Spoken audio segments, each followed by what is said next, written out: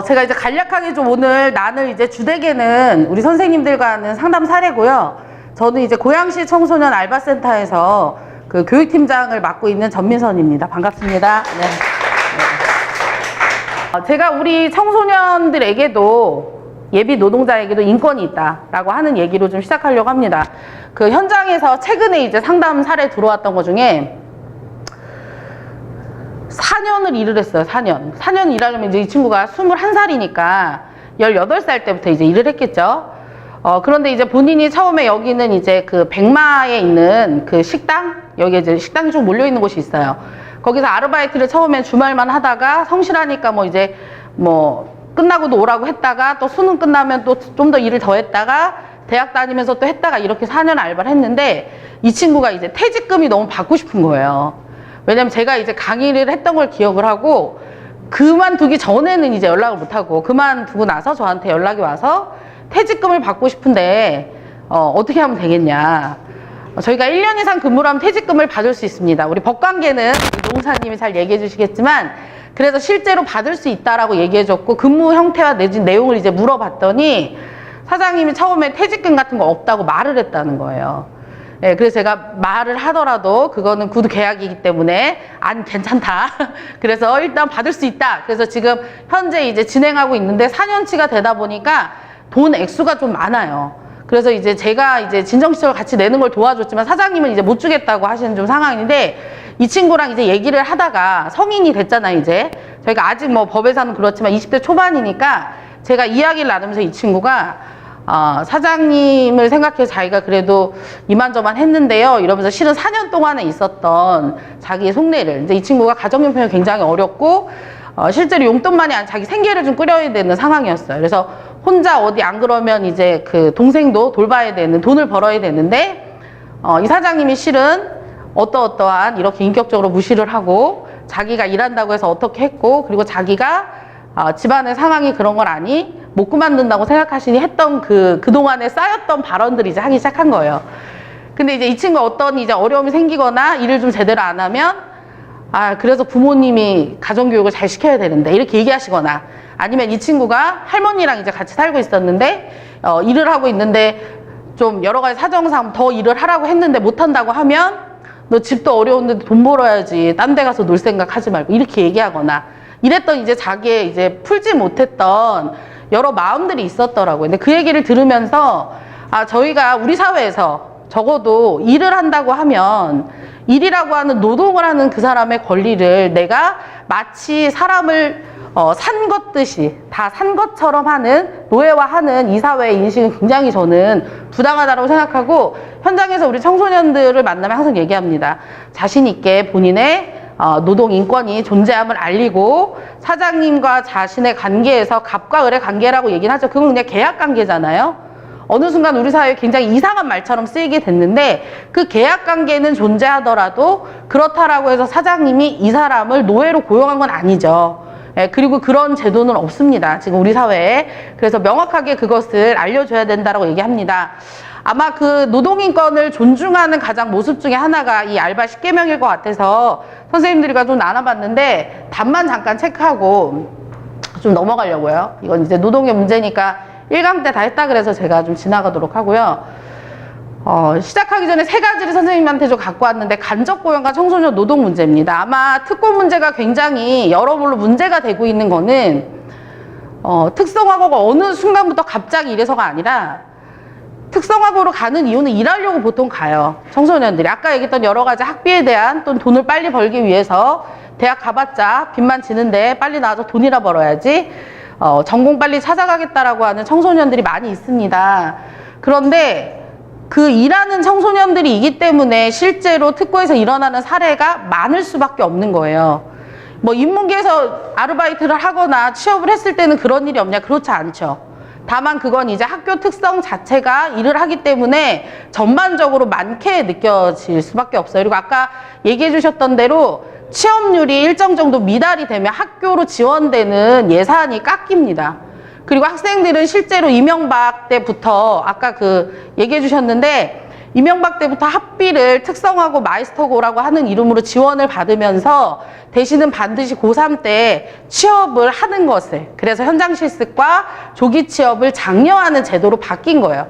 그러다 보니 안 그래도 우리가 청년 노동뿐만이 아니라 또 우리 현장에 보면은 여러 가지 우리 사회에 일어나는 노동 문제가 있잖아요.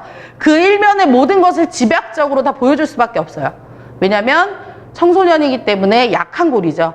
예, 그리고 조직의 대상이나 우리가 말하는 대형 노조나 이런 것들을 만드는 사업장들이 거의 없습니다. 그리고 굉장히 일하고 쓰고 버리는, 저희가 우리 그 청년 노동을 얘기할 때 청년들도 비슷하다고 얘기하거든요. 정말 위험한 곳, 그 다음에 위험하지만 돈을 적게 주는 곳에 우리 청년들의 노동이 굉장히 방치돼 있다. 이 사회가 이 문제를 해결하기 위해 해야 된다, 뭔가 노력해야 된다, 이런 얘기를 많이 하는데 청소년 노동 또한 다르지 않습니다. 그 중에 가장 큰 게 간접고용과 청소년 노동이에요. 혹시 간접고용이라는 얘기 들어보셨어요? 네, 특수고용직 이런 얘기도 들어보셨어요? 네, 제가 이제 사례를 들면서 있다가 꼭 뭐 지금 모르셔도 됩니다. 하지만 이제 강의를 나갈 때는 꼭 아셔야 되는 얘기인데요. 이 아르바이트 하던 학생이 배달 알바하다가 지난 4월에 죽었어요. 고양시에서. 퇴근하던 길에 친구랑 가다가 본인이 신호를 위반했어요. 그리고 심지어 그 타고 있었던 오토바이는 우리가 소위 말하는 대로 뭐라 그러죠 그거를? 차대 번호가 없는, 갑자기 생각 안 나네요. 예, 대포 차량 같은데, 역시 우리 센터장님이 잘하시는군요. 예, 대포 차량이었고 신호를 위반했고, 그리고 그 신호를 위반한 상태에서 이 친구가 병원으로 실려갔는데 바로 즉사를 했습니다. 이제 현장에서는 아니지만. 그런데 이 친구들을 저희가 만나보고 사례를 들어보니 정말 기가 막힌 얘기를 많이 들었는데, 제가 처음에 청소년 알바센터를 처음 시작하던 해에는 배달 알바가 알바였어요. 근데 원래 배달 알바라고 하면 틀립니다. 용어가. 왜냐하면 이 친구들은 전부 다 배달 프리랜서예요. 배달 사장님이세요. 그 고용 형태가 어떻게 바뀌었냐면, 처음에는 저희 알겠지만 치킨집에서 아르바이트생을, 청소년을 고용을 했죠. 그런데 계속 문제도 생기고 어느 날은 팔리기도 하고 안 팔리기도 해요. 그래서 굉장히 저는 요기요나 이런 데 되게 나쁜 사이트라고 생각하는데 배달 앱들이 막 생겨나기 시작합니다. 그래서 이제부터 사장님 걱정하지 마세요. 묶어서 배달만 얘기하시면 거기에다가 물건값에 500원, 1000원을 받고 배달을 대행해드려요. 150만 원, 180만 원 문제 있는 알바 쓰지 않아도 됩니다라고 해요. 그래서 요즘은 그렇게 있는 곳은 실제로 중화요리집, 오래된 이런 것들을 제외하고는 본인들의 직접 배달을 하는 분들이 대부분 없으세요. 그런 앱들이 발전하면서 한 단계 또 청소년 노동도 달라지기 시작했습니다. 처음에는 직접 고용이 됐다가 본인이 예를 들면 BH치킨에 취직이 됐는데 이제는 배달 업체에 취직이 돼요. 그래서 배달 업체에서 알바를 해요. 그런데 그 다음 3단계로 가면 뭐가 벌어지냐면, 알바 하다 보니까 얘네들이 오토바이 사고가 많이 나요. 청소년들이. 그러니까 이거를 누군가는 물어줘야 되겠는데 사업주는 책임지기 싫겠죠. 그리고 이런 항의들이 막 들어와요. 뭐 두배로콜 뭐 이런 데서. 그러더니 그 다음에는 사장님이 업체를 차려놓고 하던 거를 이제는 전부 다 우리 청소년들에게 계약서를 작성하고 전부 다 사장님을 만듭니다. 그래서 이날 이 차대 번호라고 하는 그 무보험 차량일 수밖에 없었던 게, 친구들한테 확인을 해보니 하루 비용이 11,000원의 리스 비용을 낸대요. 그러니까 빌릴 때 11,000원을 내는데 오늘 저는 일 안 해요. 그래도 11,000원을 내야 돼요. 그래서 한 달을 빌리면 33만 원이라고 하는 그 렌탈료를 내야 되니 사장님이 뭐라고 꼬시냐면, 나한테 중고가 있는데 네가 사라. 그리고 돈 벌어서 갚아라. 그래서 보통은 한 100만 원에서 싼 건 한 7, 80만 원, 100만 원에서 150만 원 사이가 거래가 된대요. 중고. 그런데 부모님에서 번호판을 달고 이렇게 하면 되겠지만 대부분 부모님들이 뭐 배달 알바를 장려하지도 않는 데다가 여러 가지 사연들이 있어요. 부모님이 이제 그런 걸 하기 어려운 뭐 병중에 계시거나 여러 가지 사정상 번호를 못 달아요. 그러니까 이제 그 빈 깡통 오토바이만 넘기니까 얘네들이 급하잖아요. 그리고 돈은 벌어야 되죠. 그러니까 번호판이 없는 이 오토바이로 배달을 합니다. 그리고 본인들은 모르고 계약서를 안 썼다고 하지만 본인들은 전부 다 알바생 형태로 또 발전하기도 했고요. 다른 또 하나는 아까 이제 나왔던 건데 현장 실습 폐지하자 얘기 이제 들으셨죠? 실제 우리는 어른들이 생각하는 거, 제가 학교에서 선생님들을 만나봐도 선생님들은 현장 실습이 폐지돼야 된다고 얘기합니다. 왜냐면 실제로 가서 배울 게 없고 좋지 않은 일자리를 제공하기 때문에 애들이 배울 게 없는데 조기 취업하는 거 안 된다. 그래서 김상곤이 발표했던 것처럼 폐지해야 된다라고 하는 의견을 내요. 그런데 학생들은 아까 들으신 것처럼 폐지하면 안 된다라고 하는 의견을 내죠. 예, 저는 그게 아마 현장에 있는 사람과 그렇지 않은 사람의 입장이라고 좀 생각이 드는데요. 아까 얘기했던 것처럼 우리 청소년들은 다 자기의 일자리라고 생각합니다. 그리고 일을 잘하고 싶은 거예요. 처음에는 허드렛 일로 배울 수 있겠죠. 누군가는 해야 되는 일이라면 배울 수 있습니다. 하지만 점점점 자기 직군과 자기에 맞는, 내가 취업한 업무에 맞는 일들을 배우고 알려주는 게 또 그게 우리가 말하는 현장 실습의 의미이기도 해요. 네, 아까 이제 동그라미 X 이런 거 보셨죠? 그런데 현장에서는 이런 분위기와 상관없이 어른들은 안 돼 하니까 현장 실습은 폐지라고 합니다. 그런데 여러분들 아까 선생님이 사례는 많이 얘기해 주셨겠지만 제가 모든 수업을 다 듣진 못해서 저희가 아까 봤던 925 9-4 스크린도어의 학생도 그랬고 현장 실습을 나갔다가 정규직화 시켜준다고 했는데 안 시켜줘서 본인이 낮에 1인 피켓팅을 하다가 그날 밥을 먹지 못해서 그날 사고 당했던 날도 사발면이 들어있었던 거예요. 점심을 대신하기 위해서. 그리고 저희가 고3의 전주여고의 학생이 콜센터에서 업무를 보다가 저수지에 빠져 죽었던 사건이 있었죠. 그런 것들이 생길 때마다 또는 제주도에 아까 봤던 이민호군 사건이 생길 때마다 대책위원회가 계속 만들어집니다. 그런데 우리 선생님들이 고민해 보실 건 그런 대책위원회가 만들어지는데 과연 뭘 대책으로 내놓냐라고 하는 것들인데요. 실제 그럼 우리 사회가 바라보는 노동에 대한 문제를 그리고 어떻게 개선할 건지를 해야 되는데 계속 청소년에 일어나는 이 문제를 해결해야 돼. 이렇게 얘기하기 때문에 저는 답이 풀리지 않는다고 생각합니다. 이거는 선생님들과 아까 이제 답을 잠깐 저희가 짧은 막간에 5분 동안 맞춰보겠습니다. 자, 몇 세 이상 근로 가능하죠? 15세. 세 분이 대답하셨습니다. 네, 저희가 13세부터 15세 미만은 취직 인원증이 있어야지 되고요.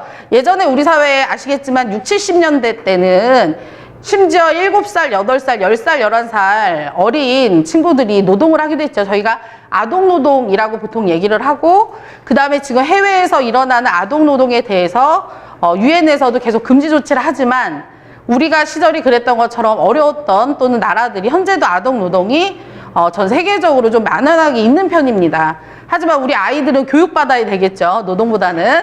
하지만 우리 청소년들은 적당한 나이가 되면 노동을 할 수 있습니다. 자, 두 번째 아까 사진이냐고 물어보셨는데 두 가지가 있죠. 부모님 동의서, 그 다음에 가족 관계 증명서입니다. 혹시나 그 주변에 일을 하시는 분들이 있거나 가게 하시는 분들이 잘 모르시는 거세요. 제가 알바센터에서 상담하다가 이것을 빌미로 미끼로 돈을 받아내는 사례들이 좀 있는데 저희가 기본적으로 18세 미만이라고 하니까 만도 막 헷갈리시고 그러니까 아유 그 정도 고등학생이면 안 받아도 되겠지 이렇게 얘기를 하고 보통은 부모가 얼마에 하는지 정확하게 나와 있습니다. 근데 우리 청소년들은 근로계약서를 대신하는 방법도 있으니까 제가 이것도 다 드릴 테니 나중에 필요하시면 참고하시면 좋을 것 같습니다. 이렇게 생겼고요. 교부를 반드시 하게 돼 있어요. 교부는 복사해서 환불을 주게 돼 있는데 이게 2015년부터 법이 바뀌었어요. 근데 그럼에도 불구하고 여전히 이상한 계약서들은 존재해요. 일을 결근하면 3배 손해배상한다. 지각하면 1시간 알바비 적용한다. 근데 실제로 이런 사례들은 그냥 나온 건 아니고요. 현장에서 실제로 알바비를 지급하지 않는 사례들이 나옵니다. 그래서 저희가 집단 신고 들어왔던 중에 파리바게트가 있었어요. 일산에 있는. 그 파리바게트에 있는 한 학생이 신고를 했는데 본인이 이제 19이니까 제 수업을 듣고 내가 주체적으로 신고를 해야겠다. 저한테 신고를 했었는데 얼마나 더 주체적이냐면 이 사장님이 불법을 하는데 위생법도 위반인 것 같아요. 그 위생법은 제가 친절히 설명해 줬습니다. 저한테 신고해봐서 안 되고 덕양구청이나 일산 동구청 관할 구청에 이야기를 하면 된다. 그랬더니 굉장히 열정이 높은 학생이었는데 자기가 총대를 메고 본인이 신고하더니 그 다음에 3년 전에 알바했던 누나까지 찾아내서 이 누나 보라고. 이거 누나 이거 다 급여 못 받은 거다. 그래서 어떻게 이걸 알았냐 했더니 보통은 친구들은 아르바이트 했던 친구들이 다 소개를 하고 하잖아요. 근무일지를 전부 다 이렇게 볼펜으로 노트에다 다 적으시더라고요, 사장님이. 그러니까 누가 출근했다 그러면 거기다 체크를 다 하나 몇 시부터 몇 시까지. 근데 사장님도 그렇게 하셨으면 안 되는데 누가 예를 들면 적당한 최저임금이 있으면 누구를 급여를 더 줄 거면 똑같이 이렇게 줬어야 되는데 본인이 좀 좋은 애는 좀 많이 주고 좀 애가 별로인 애는 좀 덜 주고 막 이렇게 하셨던 거예요. 그러니까 그게 어떤 정확한 기준이 없다라고 하니까 청소년들이 신고를 했고 결국 이걸로 8명이 다 돈을 받았어요. 그래서 사장님이 빵을 들고 저한테 찾아왔어요. 제가 빵을 정말 좋아하는데 이러시면 안 됩니다. 그랬더니 갖고 온 거니까 거절하지 마세요. 막 이렇게 하셨는데 저 이거 받을 수 없습니다. 근데 사장님 얘기를 또 들어보니까 사장님도 의리예요. 제가 남편은 강원도에서 파리바게트를 하고요. 저는 여기서 이번에 이걸 냈는데요. 제가 이번에 그런 문제가 발생하면 되게 정말 대기업들이 나쁜 거예요. 그 문제를 이 사업장한테 책임지라고 하는 거예요. 물론 이 사장님이 잘못했어요. 잘못했는데 그러면 그 동네에 파리바게트는 들어오는 몇 개 이런 판권 같은 게 있나 봐요. 근데 그거를 박탈한대요.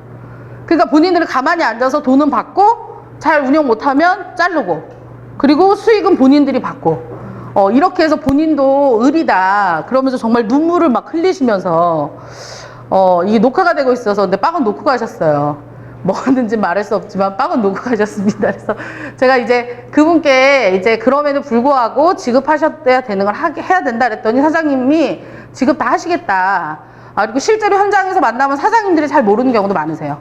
왜냐면 이 사장님들도 사회에서 갑과 을의 관계를 배웠지 노동법을 누가 알려준 적이 없죠.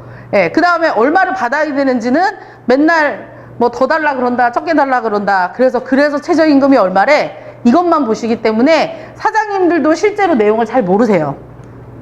근데 이제 중요한 건 잘하는 사람들이 그런 문제를 발생했을 텐데요. 지금 최저임금, 네, 적으셨죠? 잘. 자, 내년도 최저임금은 얼마일까요? 자신있게 8,350원. 제가 우리 청소년에게 기회를 주고 싶었는데, 괜찮습니다. 제가 맞추는 분에게 손들어서 맞추면 식사하고 커피를 사드리겠습니다 하려고 그랬는데 여러분이 얘기하셔서 다음 기회를 노리시면 되겠습니다.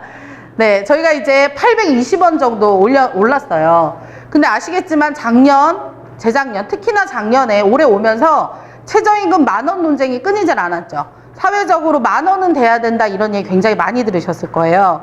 제가 현장에서 우리 청소년들한테 이제 써보기를 해요. 최저임금 어느 정도면 적당하겠니? 그러면 정말 착해요. 8,000원, 9,000원, 많이 쓴 애가 12,000원. 그래서 왜냐면 이거를 이제 한 달을 생활한다고 했을 때 저희가 여러 강의 형태를 하는데 써보라고 했더니 그걸로 어떻게 그러면 8,000원 곱하기 하루 8시간 일해서 한 달에 얼마를 벌면 자기 계획비로 저희가 계획서 세우는 걸 해봤는데 쭉 자기의 그림을 그리더라고요. 그래서 제가 그거 보면서 눈물이 났어요. 8,000원만 줘도 이렇게 행복하게 살 수 있는 우리들을. 그쵸? 뭐만 하면 돈을 많이 달라고 한다. 그런데 제가 물어봤어요. 요즘 최저임금 10,000원이 막 대세인데 너는 왜 8,000원 적었니? 이 친구가 뭐라는 줄 아세요? 그래도 10,000원은 너무 많은 것 같고 그러면 사장님도 너무 힘드니까 저는 8,000원이면 적당할 것 같아요. 그러니까 이런 사회적 합의가 훨씬 더 노동자들은 자기가 일하는 거에 비해서 자기의 노동을 더 낮게 책정하고 있는 또는 낮게 보는 우리 사회 인식이 있고 사장님이 일하는 걸 정말 또 높게 보시는 이런 경우가 있습니다. 그래서 실제로 현장에서 만나면 최저임금에 대한 요구는 분명히 있지만 그것을 과도하게 넘지 않는다. 그래서 최근에 10,000원 됐을 때 우리 김재동도 막 그런 얘기 하잖아요. 10,000원 돼야 된다고 얘기하면서 제가 어느 순간 놀랐어요. 김재동이 나와서 10,000원 돼야 된다고 얘기하니까 그때부터 사람들이 10,000원 돼도 될 것 같다고 얘기를 하는 사람을 많이 봤어요. 네. 그래서 제가 물어봅니다. 자, 우리 친구 하루에 8시간에서 8만원 받았어요. 근데 원래는 예전에 최저임금 하면 한 6만원 받았어요. 2만원 늘어났죠. 그럼 그거 금으로 바꿔서 집에다가 놓을 거예요? 그 2만원 늘면 뭐 할 거예요? 놀 것 같죠. 이겁니다. 자, 저희가 최저생계비에 있는 사람들은 최저임금이 늘어나면 소비를 하게 돼 있습니다. 왜냐하면 본인이 해야 되는 예전에 내가 조금 더 싼 걸 쓰거나 작은 걸 또는 덜 썼다면 그것을 더 소비하기 때문에 그래서 최저임금이 오르면 경제가 살아납니다. 네, 그런 얘기를 하려고 했고요. 자, 최저임금은 이제 위원회 정하는 건 법에서 알려주실 거라 넘어가겠습니다.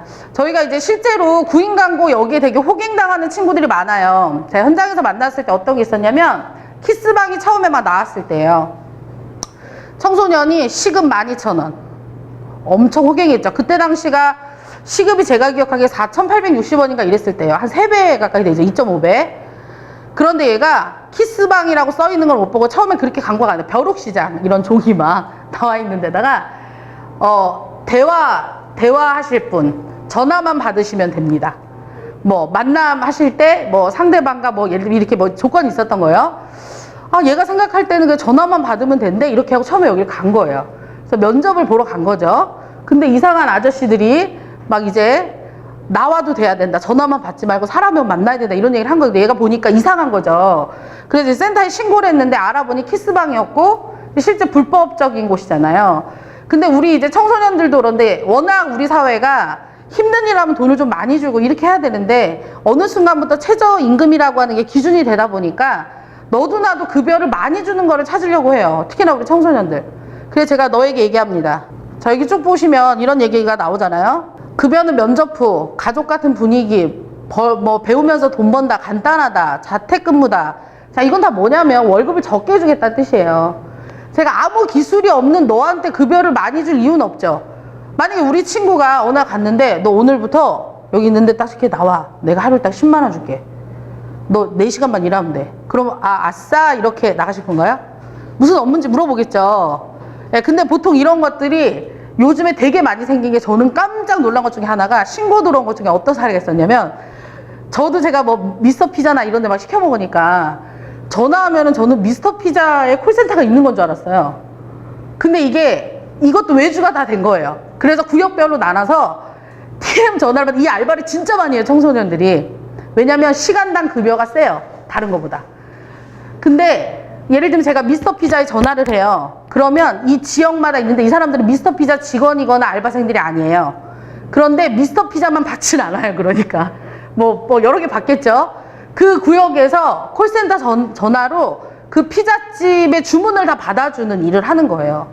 그런데 이제 여기 친구가 자기가 받았는데 그 사장님이 네가 놀았다, 전화를 안 받았다, 자기가 그날 이거 근무 뭘 안 찍었는데 이런 이제 논란이 됐던 적이 있어요. 그래서 이 친구는 너무 자기가 억울하다, 난 열심히 일했다, 뭐 이렇게 이제 본인 주장을 한 거였는데 실제로 그런 콜센터들도 요즘은 다 전부 다 외주예요. 그러니까 그 곳에서 직영하는 곳은 없다는 거죠. 저희가 왜 그 구역 사고 나고 나서 얼마 뒤에 어떤 사고가 있었냐면 삼성 서비스 센터 기사님이 3층 난간에서 연립해서 에어컨 달다가 이제 실외기 있는데 난간이 떨어져서 낙사해서 돌아가셨어요. 그때 삼성이 했던 얘기가 우리 직원 아니다. 예, 저희가 얘기했는데 문의만 또는 사장님만 이렇게 되는 게 달고 나왔을 때 그때 그 모습에서 보면 이게 이제 좀 정확히 이해가 되실 거예요. 왜냐면 이 사람이 만약에 삼성에서 고용한 사람이면 이 사람한테 일어나는 모든 문제를 다 삼성이 책임져야 돼요. 그러니까 삼성은 너희들은 예를 들면 에어컨 중에서 뭐를 하는 곳 이러면 그거 자체를 통째로 해서 줍니다. 용역을 줍니다. 그럼 그 용역사에서 모든 것을 이 사람들의 인사권이든 뭐든까지 다 포함하는 통계 돈을 받아요. 그럼 그것에 대해서 삼성은 책임지지 않아요. 물론 저희가 이제 그랬을 때 관리 감독의 의무라던가 또 실제로 그것은 삼성의 업무를 본 것이니 그렇게 해야 된다라고 막 주장은 하지만 실제로는 그게 현장에서 먹히질 않아요. 그래서 그 구역 사고가 나고 얼마 안 된 다음에 그 사건이 일어났는데도 구역도 비슷한 사례였잖아요. 우리 직원 아니다. 근데 서울시가 그 문제를 나서서 해결했잖아요. 그런데 이 서비스 센터 기사 아저씨 문제는 결국에는 삼성 직원이 아니어서 그거에 대한 보상을 받지 못하고 문제가 끝났어요. 그러니까 이런 사례들이 결국에는 우리가 아까 얘기했던 특수고용지나 용역에서 많이 일어나는 사례입니다. 왜냐면 이 사람에 대한 어떤 문제가 일어났을 때 일을 할 때는 삼성 직원으로 일을 하지만 나에게 뭔가 문제가 발생했을 때 나를 보호해주지 않는 거죠. 예, 요거는 제가 이제 잘 보여드리는 건데 저희 MBC 라디오스타에서 우리 청년들을 전 이거를 읽을 때마다 수백 번을 읽어도 분노해요. 그리고 우리 청소년들도 완전 막 끝나고 나서 욕하고 막 이래요. 여기에 제가 가장 끔찍했던 건 이거예요. 교양 없고 천박한 환경 속에서 하고 싶은 꿈을 위해서 꾹 참고 해내실 분을 연락을 주세요. 그런데 이것도 MBC 라디오스타 프리랜서 조연출이라고 얘기했지만 실제로는 여기도 외주업체예요. 제가 이제 청년 중에 조연출을 하는 친구가 있어요. 이 친구는 어디에 하청을 받아서 하냐면 JTBC에 하청을 받아서 해요. 조연출을 하고 4년 차가 됐어요. 본인 받는 급여가 158만 원이에요. 세금 떼고. 그런데 이 친구는 3시까지 촬영을 하기도 하고요. 새벽 4시부터 촬영을 하고 24시간 업무를 일주일에 보통 3, 4번씩 본대요. 그런데 그런 게 바로 이거죠. 언젠간 너에게 좋은 기회가 올 거야. 꿈을 위해 참으면 대박 치는 날이 올 거야. 혹시 알아 네가 대단한 드라마를 뭐 연출해서 이런 걸로 이제 선배들도 기대하고 있고, 저희가 보는 대부분의 드라마나 모든 것들은 전부 다 그 예를 들면 JTBC 드라마국에서 제작하는 것보다 외주에서 들어오는 것들이 훨씬 더 많다는 거죠. 제가 그 어릴 때는 아니구나. 20대 되게 신기했던 게 태왕사신기 기억나세요? 태왕사신기 했을 때 그때 뭐 김종학인가 뭔가 유명한, 지금은 돌아가신 것 같은데, 그분이 만든 이 드라마를 어디 MBC냐 SBS에서 방영하느냐가 난리가 나는 제가 기억이 얼핏 나요. 그때는 뭐 이런 거에 별로 관심도 없었고, 아니 그냥 하나보다, 그리고 MBC에서 제작하면 하는 거지 왜 또 딴 데서 하나? 전 영화인가? 뭐 이런 생각이 들었었어요. 그때 당시에. 근데 지나고 보니 그때부터 가속화돼서 그렇게 됐다고 하더라고. 이 업계의 친구들 얘기를 들어보니까. 그러니까 보통 작은 예를 들면 회사에서 드라마는 뭐를 만들어 제작하면 그거를 파는 거예요. 근데 MBC가 사주면 MBC 이름이 붙는 거고요. SBS가 사면 SBS 이름이 붙어서 드라마가 나간다는 거예요. 그리고 이거를 찍는 밑에 있는 대부분의 PD들은 엄청난 고강도의 노동에 시달리면서 실제로 돈은 별로 받지 못하는, 네, 너의 꿈을 위해서 포기하라는 이런 노동 환경에 처해 있다라고 하는 겁니다. 뭐 유해업소는 좀 적어보셨나요? 네, 쭉 적어보셨을 거라 생각하고 넘어갈게요. 이거 제가 못 바꿔 왔는데 법이 바뀌었어요. 청소년들은 저희 7시간 아니고요. 6시간이고 주 단위가 35시간으로 바뀌었습니다. 요거에 대한 자세한 거는 식사하시고 우리 노무사님께 질문해 주시면 좋을 것 같고요. 그래서 아마 이렇게 다들 기억하고 계실 거예요. 근데 얼마 전에 법이 바뀌었습니다. 한두 달 된 것 같아요. 자, 저는 이제 가장 중요한 거라고 생각하는데, 일하면서 쉴 권리가 우리한테 있죠. 그런데 일하면서 쉬면 눈치 봐요. 그쵸? 제가 제일 특이했던 게 언제 쉬냐고 그랬더니 손님 없을 때. 자, 손님 없을 때는요, 쉬는 게 아니라 대기하는 시간이죠. 대기하는 시간은 노동시간일까요? 아닐까요? 노동시간이에요. 이 8시간, 4시간에 30분, 8시간에 1시간은요, 온전히 일하는 사업장으로부터 벗어나서 쉴 수 있는 환경을 얘기합니다. 그래서 무급이니까 에이 그럴 거면 안 쉬어라고 얘기하지만, 실제로 이렇게 좀 편하게, 내가 예를 들면 핸드폰이 고장났어요. 일하다가 고치러 갈 수 있겠죠. 네, 그런데 지금은 조금 제가 봤을 때 잘 지켜지고 있지 않습니다. 가장 잘 안 지켜지고 있는 거고요. 뭐 이거는 말할 것도 없습니다. 하지만 이제 우리 사회에서 최근에 일어났던 목소리 중에 5인 이상 사업장에는 반드시 주휴수당, 야간근로, 연장근로 수당을 줘야 된다고 얘기합니다. 그런데 최근에 반영 중에 뭐가 나왔냐면 5인 이상 사업장이라고 하는 기준이 영세하다고 하는데, 그러면 5인이 안 되면 못 받아요? 아까 우리 여러분들 들으셨던 것 중에 꽂혔던 것 중에 제가 좋아하는 말인데, 같은 노동을 하면 돈을 어떻게 해야 돼요?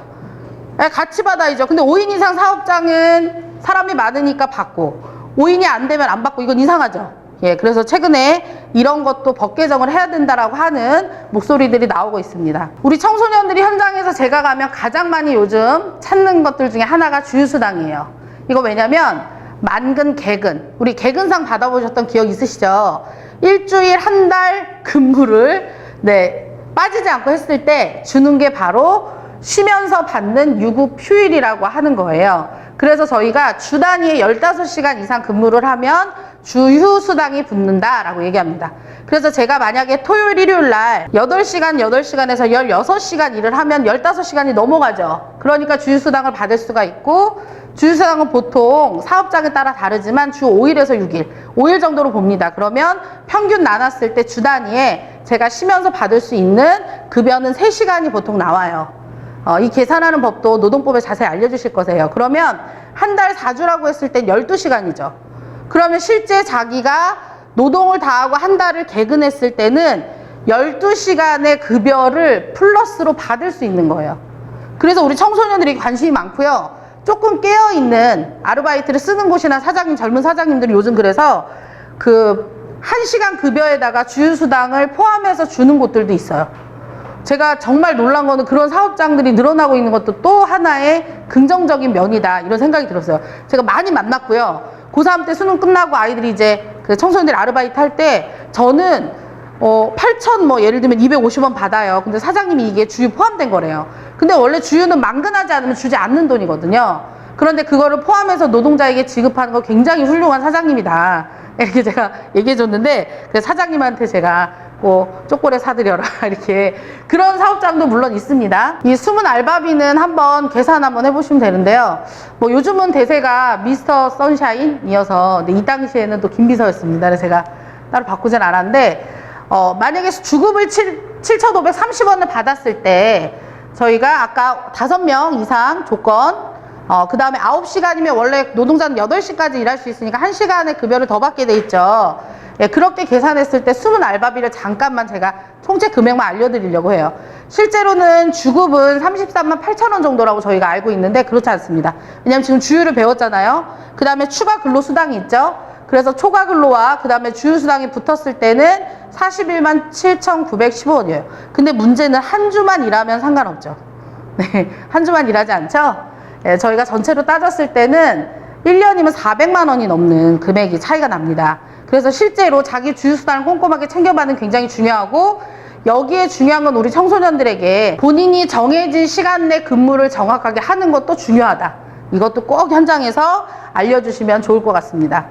제가 이제 원래는 이 정도 되면 반 정도 수업을 한 거예요. 오늘 수업을 늦게 시작했잖아요. 그래서 30분에 맞춰야 되기 때문에 제가 이제 그 나왔던 상담 사례를 현장에서 있는 얘기 팁으로 한 20분간 정리하고 마무리하겠습니다. 그 마지막에 아마 산재보험법이라고 하는 알바식 개방에 나올 텐데요. 이게 우리 사회의 실은 모습이세요. 제가 산재 사망을 OECD 국가 중에서 우리나라가 1위, 2위, 3위를 정말 놓치지 않고 하고 있습니다. 그래서 제가 2013년도부터 찾아본 거에 의하면 사람들이 그럼 장려권 어디 있어 이런 걸 많이 물어보지만 단 한 번도 1, 2, 3 순위에서 밀린 적은 없다. 그 정도로 우리가 산재 사망률이 높습니다. 자, 그런데 너무 신기한 건 산업재해 보상보험이라고 하는 법이 있어요. 그런데 우리는 산재를 많이 신청하지 않는 나라로도 유명합니다. 아마 그 TV에서 언론에서 나온 것 중에 이런 사례들을 좀 보신 적 있으실 텐데, 일하던 노동자가 쓰러졌더니 트럭에다가 관리자를 불러요. 관리자가 이 노동자를 싣고 병원에 갑니다. 이미 노동자는 사망하셨습니다. 이런 사례들이 있었어요. 조선소나 저희가 이제 주로 뭐 울산이나 또는 이제 조선소에서 일어났던 몇 가지 사례들이 나왔는데, 조선소만이 아니겠죠. 다른 곳들도 이와 같은 사례들은 늘 비일비재하다. 근데 현장에 있는 사람이 어떤 얘기를 하냐면, 저도 이게 어떤 게 먼저인지 참 고민일 때가 있어요. 산업재해 보상보험의 법에 의하면 산업재해가 많이 일어나지 않는다라고 하는 거는 이 기업이 되게 잘하는 거잖아요. 그렇죠? 그래서 잘하기 때문에 국가에서 세금 혜택을 주는 거예요. 그리고 일부 예를 들면 세금 혜택뿐만이 아니라 플러스 그거에 대한 예산을 지급을 한대요. 근데 중요한 건 만약에 쓰러졌어요. 산재 처리를 해요. 그러면 당연히 이거에 의해서 국가에서 받는 세금 혜택을 못 받는다고 기업은 생각하겠죠. 그러다 보니까 대기업들은 다 자기네 전문 병원이 있어요. 그래서 전문 병원에 관리자가 이 사람을 데리고 갑니다. 그런데 별일이 없으면 괜찮은데 실제로 어떤 이제 심장이 이상이라든가 이런 경우에는 사망까지 이르는 경우들이 이제 있는 거예요. 그래서 다쳤을 때 지금 빨리 119를 불러서 가야 되는데 119를 부르면 기록에 남는 거예요. 그래서 그 기록을 남기지 않게 하기 위해서 산재 처리를 하지 않습니다. 그래서 우리나라는 산재 처리를 많이 하지 않지만 산재로 사망률은 OECD 국가 중에 1, 2, 3위를 늘 다툰다. 슬픈 현실이죠. 예. 그럼에도 불구하고 산재 처리는 꼭 해야 됩니다. 저희 그 센터에 신고 들어왔던 사례 중에서 롯데리아에서 알바하던 친구가 폐유를 다리에다 엎었어요. 되게 끔찍한 일이죠. 그걸로 되게 이렇게 정말 우리 여기 방재현 팀장 정도 되게 장정이었는데 다리가 다 살이 녹아서 진짜로 뼈가 다 보여서 한 이 일을 할 수 있을까 뭐 이렇게 애가 이제 걸을 수 있을까까지 굉장히 위험한 상태가 됐어요. 근데 이제 롯데리아는 아무래도 뭐 지점장 있고 이렇게 하다 보니까 산재 처리가 어렵진 않았어요.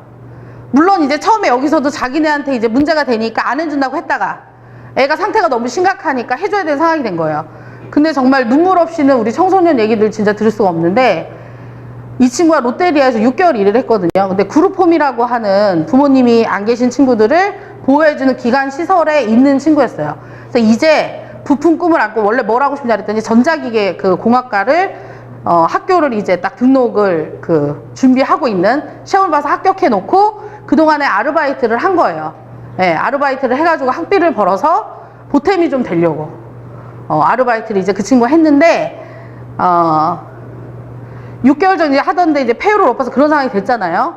근데 처음엔 여기는 안 해준다고 해주기로 했어요. 근데 이 사회 가장 큰 문제는 뭐냐면, 제가 물어봤죠. 그 노무사님한테 산재 처리를 하는 게 맞겠냐. 왜냐면 워낙 이제 이 돈이, 화상은 뭐 돈이 어마어마하게 든다고 하더라고요. 그러니까 6개월 이렇게 치료하면 몇천 단위를 넘어선다고 해요. 근데 그 정도 예산이 드는 거를 어떻게 그냥 뭐 처리를 할 수가 없는 거예요.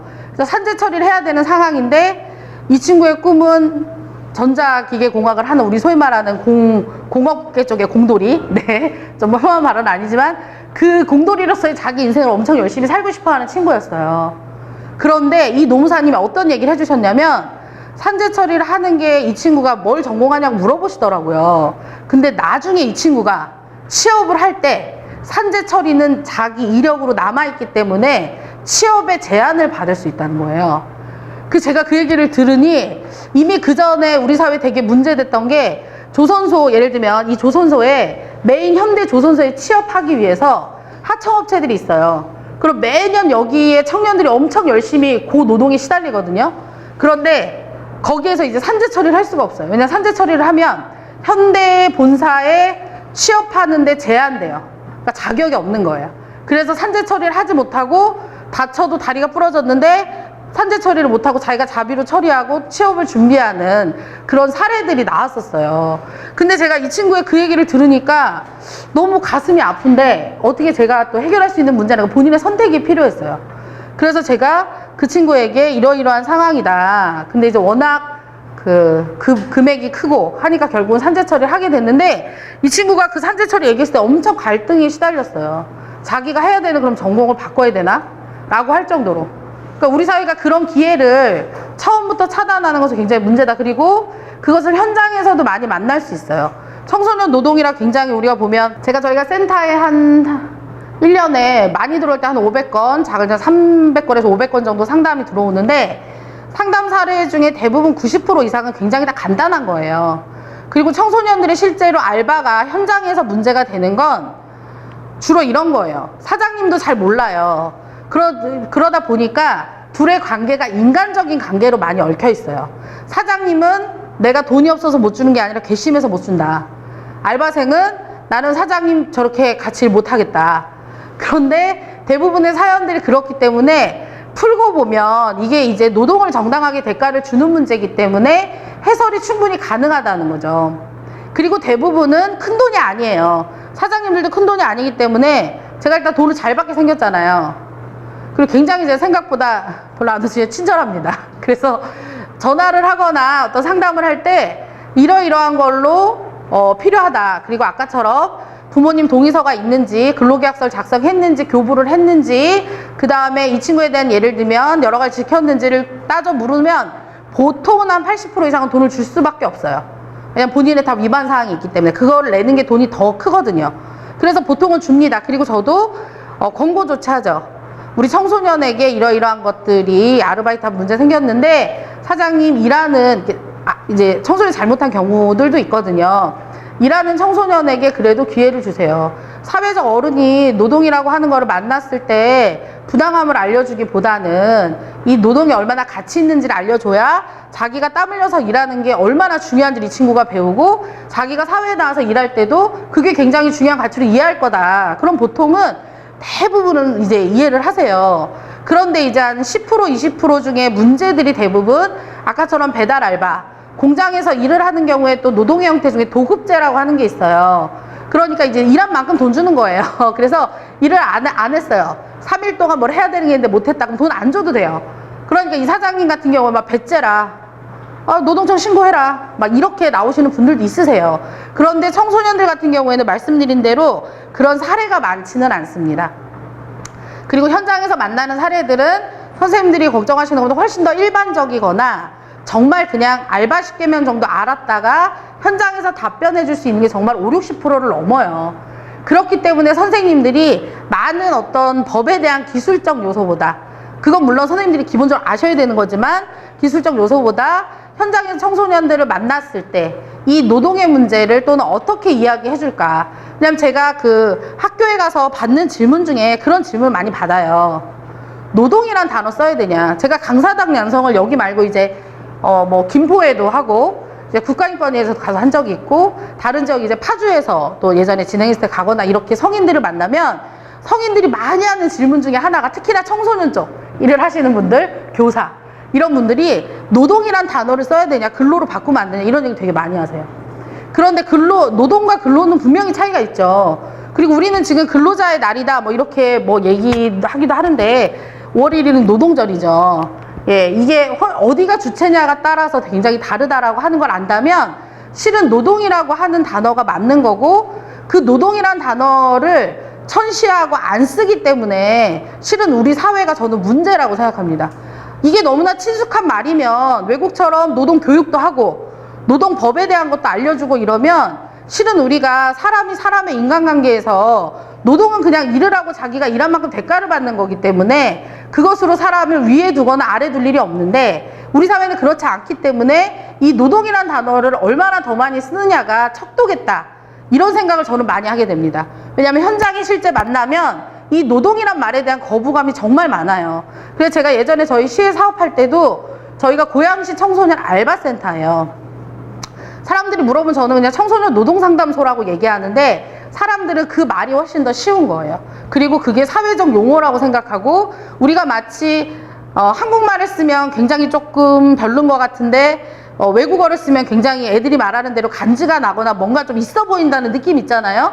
그런 방식의 언어를 많이 씁니다. 그래서 우리 선생님들 스스로가 이 노동에 대한 의미를 많이 알려주는데 집중하면 되게 좋겠다.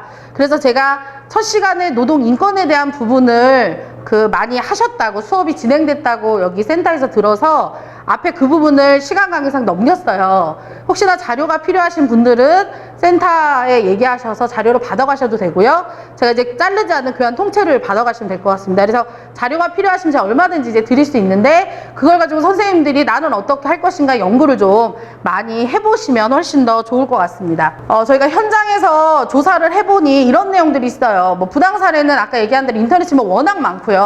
그리고 이것들을 요즘도 최저임금을 못 받아 하시지만 최저임금 못 받습니다. 아까 들으셨죠? 3,000원 받고 이래요. 그거 2017년 얘기예요. 자, 우리가 생각하면 구시대 얘기 같지만 최근의 얘기라는 사실. 체불하는 것만 1억이다. 청소년 알바. 왜냐면 또 제가 현장에서 만나보면 저는 그거를 항상 알려주거든요. 너의 권리다.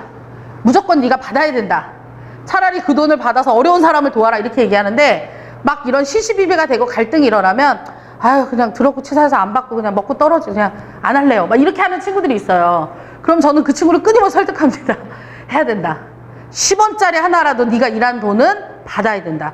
그냥 그 노동의 가치를 굉장히 귀한 거다라고 설명해 주는데, 실제로 자이든 타이든 이렇게 체불이 굉장히 많다. 그리고 여기에 보면 이제 알바생 성폭행 하려도 편지 좀 덜 미잡혔다. 저희 센터에도 호프 이제 그 집 사장님인데, 이 청소년이 집을 나왔어요. 그래가지고 이제 고시원에 살아요. 그 나이를 속이고 취업을 한 거예요. 왜냐면 원래는 알바를 못하게 돼 있어요, 호프집에서. 근데 이제 술집에서 일을 한 거예요. 저희 말하는 이제 그런 일반 치킨 호프집인데, 이 사장님이 얘를 협박한 거예요. 네가 나이를 속였으니 너 경찰서에 내가 신고하겠다. 내가 신고 안 할 테니 나랑 데이트하자, 막 이런 거죠. 근데 실은 그건 누구 잘못? 속인 이 친구가 속이고 했으면 물론 안 되지만 사업주의 잘못입니다. 그래서 이 친구가 정말 큰일 날 뻔했던 적이 있어요. 그래서 실제 그런 사례들이 있고요. 저희가 몇 년 전에는 피자집 여대생이 30대 사장님이 성폭행해서 자살했던 사건도 있었어요. 그러니까 이 사회가 갑과 을의 관계를 일하는 사람으로 존중하지 않고 사람을 얼마나 인권을 무시하느냐라고 하는 것까지 이어진다. 이런 좀 사례로 보이실 것 같고요. 졸지 말라고 뺨을 때리거나, 이거 실제 다 있었던 사실이에요. 공용 화장실에서 성추행을 하거나, 뭐 편의점 폭행하는 거는 봉투값 이거. 그리고 또 저희도 이제 신고 들어온 것도 뭐가 있었냐면, 제가 현장 가서 만난 친구인데 편의점에서 아르바이트를 해요. 근데 사장님 말로는 얘가 있을 때 돈이 계산이 안 맞는다는 거예요. 근데 그 돈 계산이 뭐 때문에 그래요? 담배가 자꾸 없어진다는 거예요. 그 담배를 얘가 가져갔다. 그래서 자기는 아르바이트 한 비용을 못 주겠다고 했어요. 근데 이 청소년은 자기는 안 가져갔다. 그럼 왜 나 일한 거 돈 안 주냐. 그래서 제가 사장님한테 뭐라 그랬냐면, 사장님 일한 돈을 주셔야 돼요. 그 친구가 진짜 담배를 가져갔다면 경찰서에 고소를 해야 되는 문제예요. 그래서 그거를 맞바꿀 수 없습니다. 그래서 무조건 주게 돼 있고, 저희가 편의점에서 특히나 계산으로 만약에 실수가 생기잖아요. 그거에 대한 책임은 아르바이트생이 지지 않습니다. 사업주가 져요. 여러분들 그 지금 있는 아르바이트생은요, 단기 계약 근로직이죠. 단기 계약직들은요, 그것에 대한 책임이 없습니다. 그 사장님이 진다. 근데 이것 때문에 굉장히 겁내하거나 실제 돈을 많이 물어줬던 사례들이 있었어요. 이것도 좀 알아두시면 좋을 것 같고요. 뭐 여기 보면 이제 10원짜리로 월급 주는 사례가 있었죠. 이거 엄청 이슈 됐는데, 네, 이제 돈을 달라고 계속 하니까 10원짜리로 바꿔서 돈을 줬어요. 그러니까 이런 진짜 정말 사람을 그리고 욕하고, 그리고 내가 사장인데 네가 왜 난리야, 막 이런 얘기들을 보통 합니다. 우리 센터에 이제 매년 그 상담이 이제 들어오는데요. 아까 말씀드린 대로 이제 이게 작년 건데, 보통 이제 10월에서 보시면 가장 끝날 때 많습니다. 그럴 수밖에 없는 거는 19세 때 아르바이트를 해야 되는 당연한 나이라고 생각되는 그때 아르바이트를 가장 많이 하기도 하고요. 제가 보통 고3 친구들 학교 수업을 많이 가요. 그때 이제 폭풍 질문과 폭풍 상담을 해오면서 찾아오거나 연락이 오기도 합니다. 그래서 이제 실제로 보통 이제 남녀 비율은 별 차이는 없고요. 연령대는 아무래도 저희가 고등학생이라고 얘기하는 17세에서 19세, 18, 19, 20세가 제일 많아요. 그래서 저희 센터에 상담 들어오는 것도 그 또래 친구들이 많고, 19세 때 또 수업을 들었던 친구들이 아름아름 알아서 이제 20대에 보통 상담을 요청하기도 합니다. 그런데 이렇다는 거예요. 보니까 어떠세요, 선생님? 대단한 법 필요 없더라. 이것만 알아서 선생님이 가서 이것만 정확하게 전달을 해줘도 사전에 예방할 수 있더라 라고 하는 거예요. 그래서 선생님들도 다 전문가가 될 수 있습니다. 예, 원래 현장에서는 늘 이런 일이 이제 일어나죠. 네, 저희가 이제 수업이 얼마 안 남아서 끝내라고 하는 표현 같은데, 얘가 예, 요거까지 하고 제가 마무리를 해야 되는데 선생님 안 나오죠? 이거 좀 봐주셔야 될 것 같아요. 네. 네. 밖에서 아까 빗소리가 들리셔서 깜짝 놀라셨죠? 드디어 1교에 뭐가 막기 시작했습니다. 아까 12시부터 90% 비가 온다고 하길래 이거 믿을만 한 거냐 이랬는데, 그때부터 비가 오기 시작했죠. 네.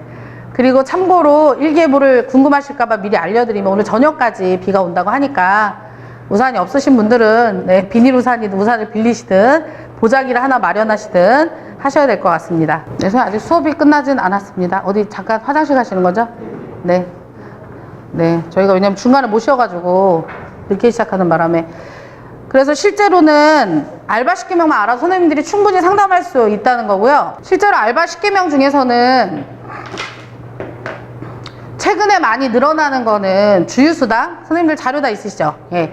주휴수당이 실제로 훨씬 더 많이 지금 현재는 늘어나고 있습니다. 하지만 보통 근로계약서, 그 다음에 최저임금 문제, 이런 것들을 많이 또 호소하기도 하고요. 그거에 대한 비율은 선생님들이 갖고 계신 자료를 보시면 될 것 같아요. 하나 특이한 건, 제가 아마 그 블루존도 뒤에 실어놨는데, 아까 저희가 착한 가게 조사 사업을 진행한다고 했잖아요. 거기 사업장 유형을 쭉 보시면 사업장이 실제로 배달 알바나 내지는 이런 어떤 호텔 또 저희가 봤을 때 일반적인 그냥 요식업계 중에서도 굉장히 좀 특이한 호텔 웨딩, 그 다음에 뭐 배달, 이렇게 되는 친구들이 굉장히 실제 그런 외에 많이 놓여 있어요.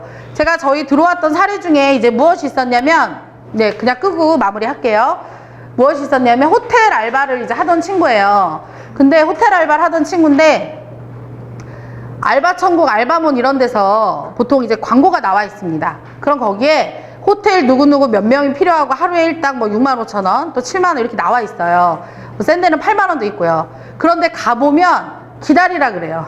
왜 그러냐면 애들이 워낙 하다가 그만 나가고 이러니까 여유로 계속 사람을 구하는 거예요. 그래서 얘네들이 이제 잉여로 사람을 구해놨다가 본인이 이제 일하려고 가서 기다렸어요. 그럼 내가 이것에 대한 거라도 줘야 되지 않냐. 심지어 그날따라 펑크 나는 게 없어서 애를 돌려보낸 적도 있어요. 그럼 차비는 줘야 되지 않습니까?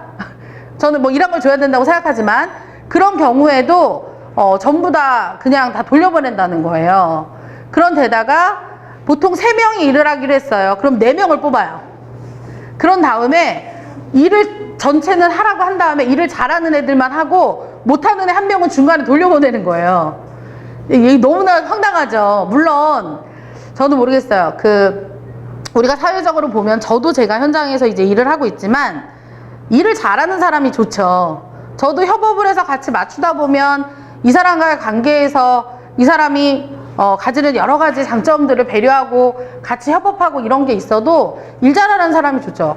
그래서 저는 사업주가 일 잘하는 사람을 바라는 거는 뭐 그럴 수 있다고 생각이 들어요. 다만 우리가 여기에서 놓치지 말아야 될 거 뭐냐면 저는 이제 오늘 뭐 알바 상담 사례, 현장에 있는 상담 사례이긴 하지만 실제로 이제 우리 사회로 보면 제가 현장에서 만나는 알바에 대한 부당 사례들은요, 늘상 선생님들이 고개만, 전에는 없었지만 이제 수업을 들으셨으니까 고개를 착 돌리시면 언제 어디서라도 만날 수 있는 너무나 당연한 사례고, 실제로 저조차도 제 인생에서 쭉 돌아보면 아르바이트를 했을 때 이랬구나. 저는 굉장히 이런 걸 잘 받아낼 것 같다고 말은 했지만 저도 퇴직금을 노동청에 진정시청을 냈음에도 불구하고 못 받아본 적이 있고요. 제가 예를 들면 과외를 했는데 이 과외는 또 채무라고 보기, 노동의 대가라고 저는 생각하지만 보기 어려워서 돈을 떼어 보기도 하고, 제가 아르바이트를 갔는데 다쳤는데 사장님한테 미안해서 다친 채로 일을 하고 나서 다음날 병원비가 더 배로 들었던 일도 있고, 저 또한 사회적으로 그런 경험이 있는데, 제가 현장에서 우리 청소년들을 만나면서는 제일 안타까웠던 건 이런 거였어요.